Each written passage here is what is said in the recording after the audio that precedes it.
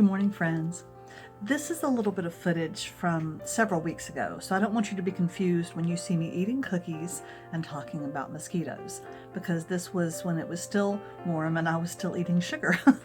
But it's some fun footage that I've been putting off sharing with you from our farm. So I'll go ahead and do that now. Everything's well, and this is some pretty fun stuff.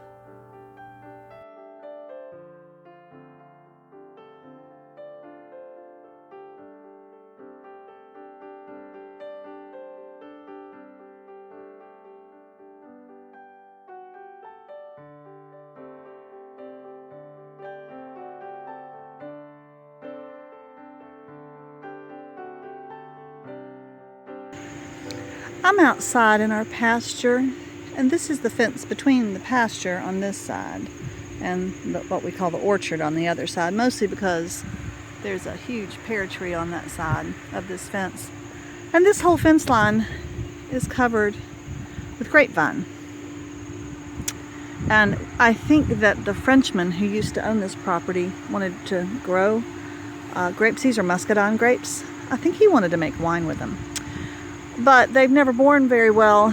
They were totally, actually these grapevines covered the whole orchard when we first moved in. They were just a canopy all on the other side of this fence.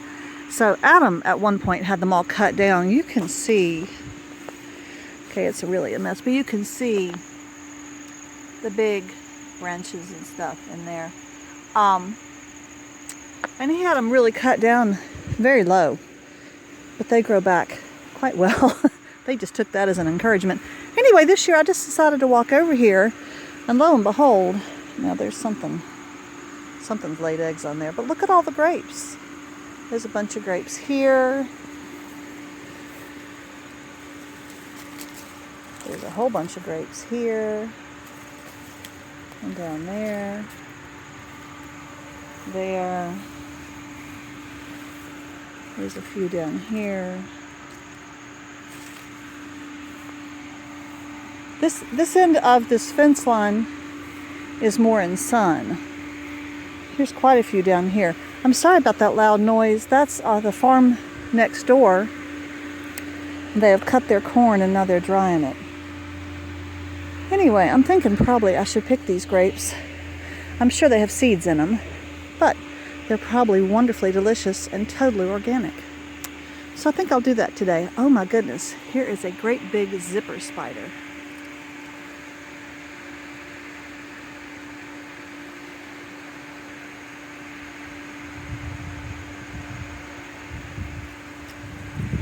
Yes, she's quite pretty. All right. Such a pretty day. I had to come outside.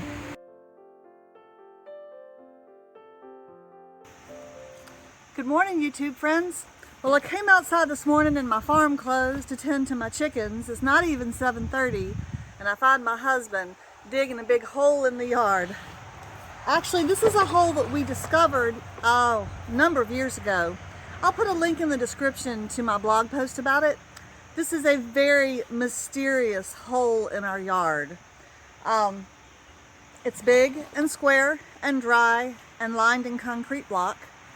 And right now Adam is trying to pull up a huge iron rectangle panel, a sheet of iron that is laid down on the floor, on the ground, and underneath it is a grid of some metal bars. This was a hidden hole. I'll tell you more about it in a minute, but let's get a closer look at the hole itself. Oh my goodness. Okay. That's got to go a little further.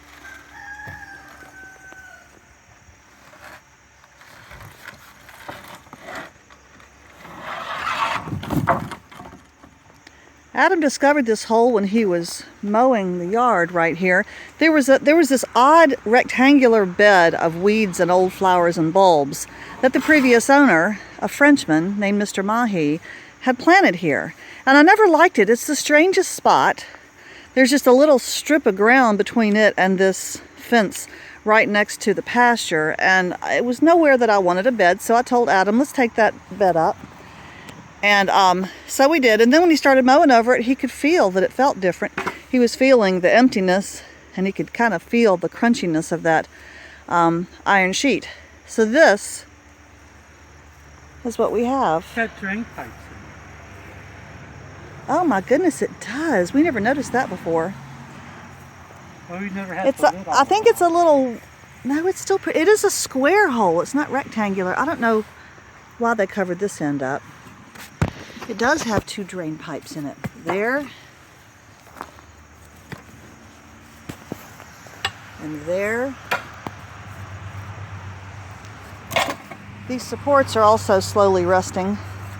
I don't think we didn't take those bars out last time, did we? We opened this up, we went, what in the world? And then we covered it back up and put soil and just had grass on top of it because we really didn't like that flower bed. It was really a weed bed. We asked people in the area what this might have been. It wasn't an outhouse. It wasn't a cold storage. The bottom of that hole is probably under the water table. Oh yeah. So, because of where we live. So, but it's sealed. But otherwise it would fill up. It's quite sealed. Yeah, it's never full of water. So it was built really, really well to stay dry.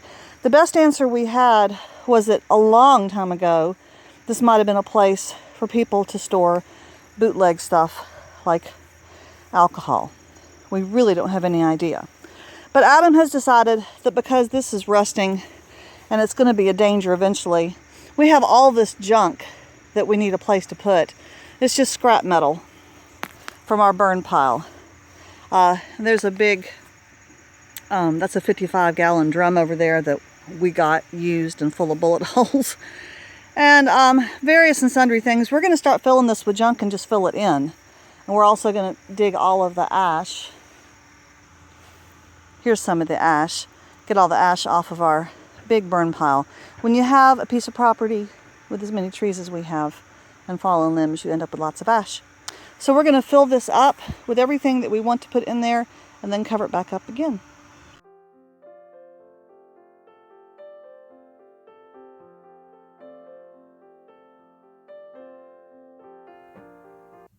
Well, that was quite exciting. I got a lot of stuff thrown into that hole. I took a lot of the ash from the burn pile and other hidden pieces of metal that have been in the bottom of that big old burn pile for years. I don't even know what some of it was, but that hole is a great place to dump it all. And then I started emptying stuff out of the back of the garage, a few things there, some old pipes, and stuck them in there.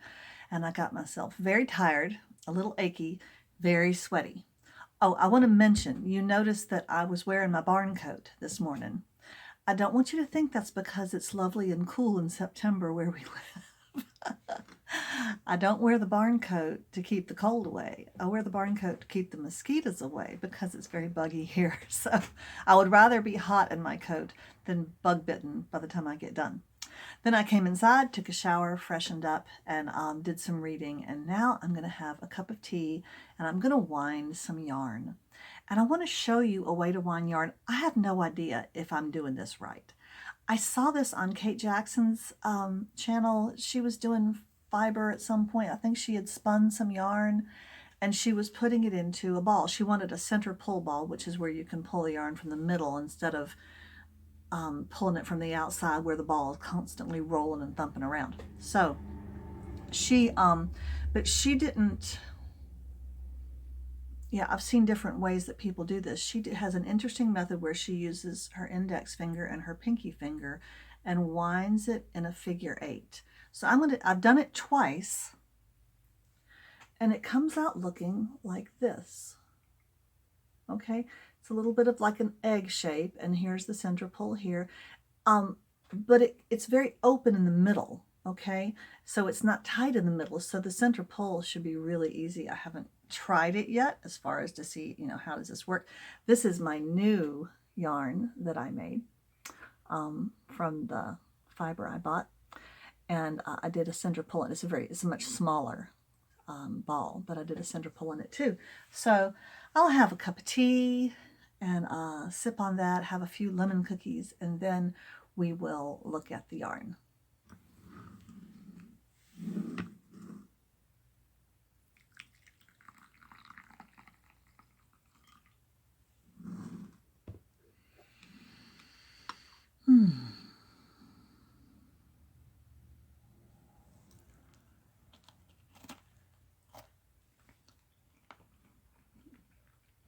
Oh, that's so yummy.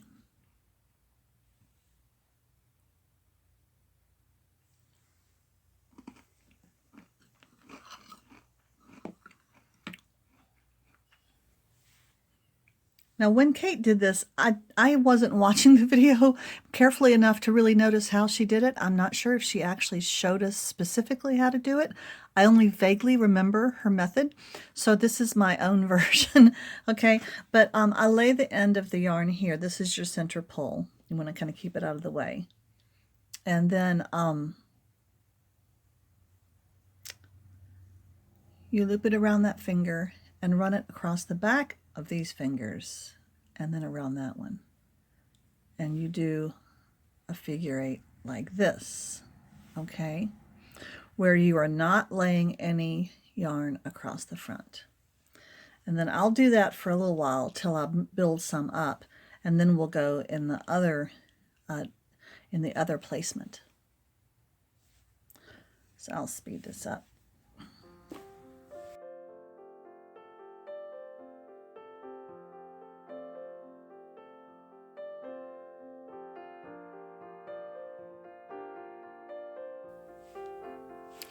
Okay, now I've built up a good bit across the back, so now I'm going to go across the front of these two fingers like this and reverse. And you get in such a pattern with the other, it can be a little bit challenging to change your pattern. I tell you, dealing with a big skein like this off of a nitty knotty can be a challenge in itself. Okay, so and you want to feel free to take your yarn down here underneath the bulk of what you've wound up already. Now do this loosely. You don't want to do any damage to your fingers. You kind of need those. But you want to do this way until you really do build up quite a big wad of yarn.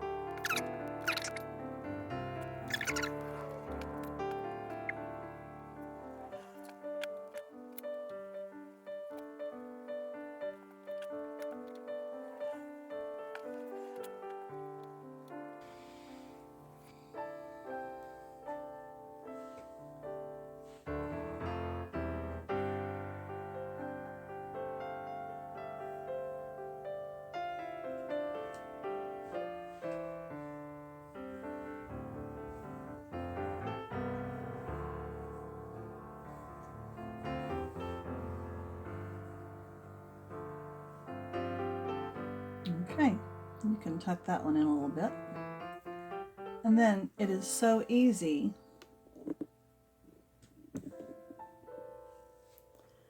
to just pull that right off your hand. And it's a nice tight ball on the outside, as you would expect, but it's quite loose on the inside where the center pull is coming from. And although it may look like a pain in the neck while you're doing it, this is a ball that'll be very easy to use. It's not prone to roll across the floor. I don't think it's going to tangle on me because of the structure on the inside. So this is a method I intend to use long term. Thank you, Kate Jackson.